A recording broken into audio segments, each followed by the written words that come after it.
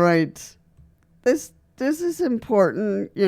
I want to show primarily, respect for the cultures that I'm going to be talking to today, because culture is very much involved in this one. So 55% of communication is body language. Imagine that, 55%. 38% is tone, and 7% is words. Only 7%. So imagine that. So today we're going to go through some interesting aspects. I'm speaking I'm speaking about how we present ourselves as wheelchair users, and that I want to show respect to all the countries that come here. So wheelchair users can adapt postures, gestures, and eye contact to project confidence or humility, depending on, your country and what's appropriate. First impressions, people often judge in seconds. Make them count. We judge each other constantly. When you're going through a grocery shop, or when you're going through a mall, or when you're going through a crowd, we're looking at each other and reading each other. Just by the way we're presented, just by the way we move. So for wheelchair users, it's the same. Sit upright when possible, because that's going to be good for your health. Let's start with the primary reason for your health. Sit up the best you can.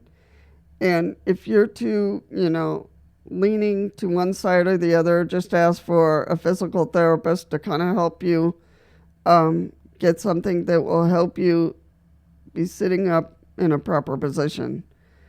Show energy and confidence. Energy and confidence, which is important. Relax the shoulders. Don't be so uptight. Relax. Approachable and open. So in your country, in your culture, how would you look approachable? Think about that for a moment. And, this video was based on very dramatic type behavior. So I'm switching it a little bit so that other cultures are also included, and you can think about your cultural circles and what's appropriate. Small adjustments, angling your chair, leaning in slightly, or positioning yourself at eye level when possible or when needed. Sometimes eye level is not a good idea in some cultures. So, so you want to consider how to use your eyes.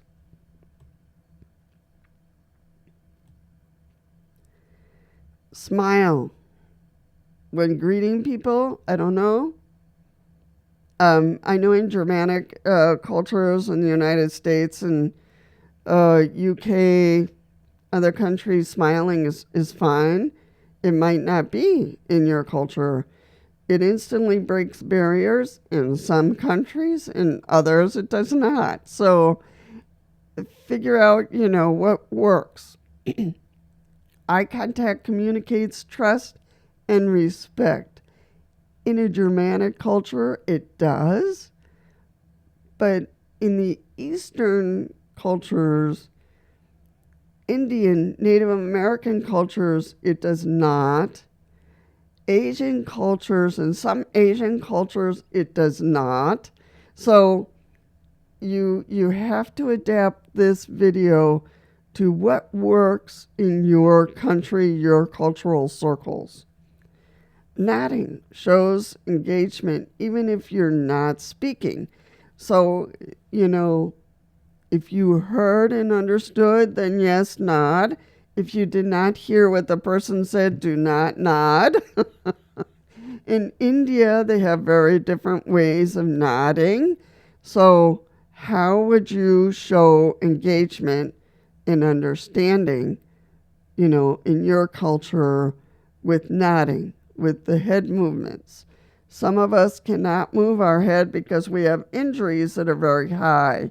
So, you would have to use your facial expressions to indicate, I understood you, I heard you.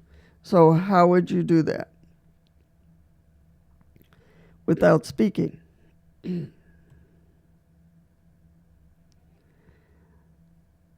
Use your hands if you can. Gestures help emphasize your words.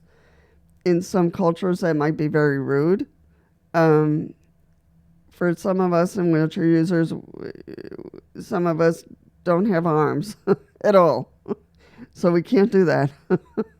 But what kind of gestures would help emphasize your words? And probably facial expressions or your tone. And we'll be talking about tone. If mobility is limited, even subtle hand or head movements count. So you have to look at that. If you don't have arms, I've seen people who don't have legs, don't have arms, but they're very expressive. So they indicate they understood and they're there. They're listening. So how would you do that in your culture? Use consistent gestures so others clearly read your meaning. So, you have to look at yourself in a mirror, how you're communicating. So consistent gestures, especially for those who have limited ability to gesture. So take a look at that in the mirror and what does it mean to you and how others will interpret that. Now here comes a big one that really is tied to culture and language. Volume, pace, and tone matter as much as words. So in some cultures, soft tones are in soft volume is better. Pace, sometimes speaking really fast is showing good energy and means something positive. In other cultures, it means something very rude. So your pace will be important. What is appropriate? So volume, pace, and tone matter as much as words because that's going to help the other person understand you. Practice speaking clearly with confidence. Sometimes we garble a lot. Some of us have speech issues. Some of us stutter. Some of us have neck injuries or nerve injuries that, impact our speaking. So, if you don't want to speak your words, you don't like how you sound, then get a communication board. Don't torture yourself. Get a communication board. Or either create one or find one that can be donated to you. And I think that will help a long, long way. Humor and warmth go a long way in building rapport. So in some cultures, humor is not good. Sometimes humor is not appropriate in certain circumstances. So we have to be careful with humor. I use humor a lot, but I have to be careful in what moment.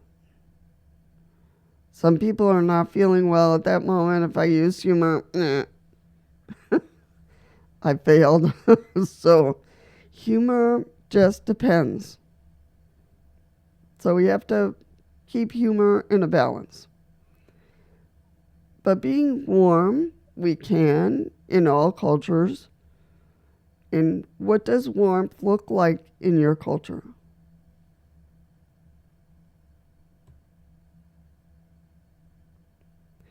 being in groups, position yourself so you're not overlooked. Stick yourself in there. Participate, jump in. Don't hide in the corner. Don't have your wheelchair outside of the circle. Put yourself in there. You want to participate. You want to be part of the socializing. So put yourself in there. In professional settings, this really, really depends on culture and what you're used to. But in Germanic cultures, project authority with posture, voice, and steady eye contact. In other cultures, that is not appropriate.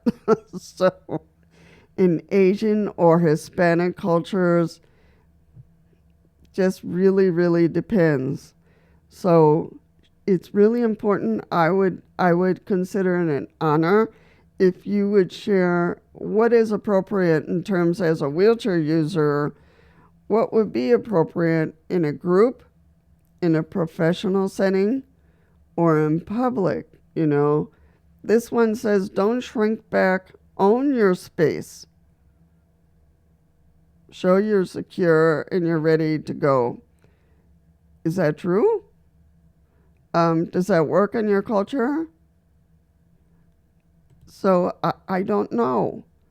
So share with us, and it's important for everybody to be aware. I know a lot of people are from the U.S., but we have a lot of people from India. We have some people from Nepal. We have some people from, other places like Japan. We have people from Germany. So these are different worlds and different cultures. So what is appropriate for your space, for your people to understand? And even in families sometimes communicate in a very particular way. So how you present yourself to your family also matters. So culture and customs really come with the language, with words, and with gestures. So what's going to be appropriate for me might not be appropriate across the pond. So share. I want to learn. So, and I think other people would love to learn as wheelchair users. Your body language tells your story before you even speak. As a wheelchair user, you have the power to shape the story with confidence. You do. Try these tips, adapt them to your style, to your culture, to your country, and watch your connections grow stronger. Hopefully, if this masterclass was helpful, even if in a little bit, hit the like button and share with us. I want to learn what's appropriate as a wheelchair user, what's appropriate in Japan or Nepal or Germany, or what's appropriate in Poland or Guatemala or Venezuela. I don't know. So post here, share with us to see what is appropriate. All right, folks, as usual, be kind to yourself, be kind to others, and I'll certainly love to see you in the next one.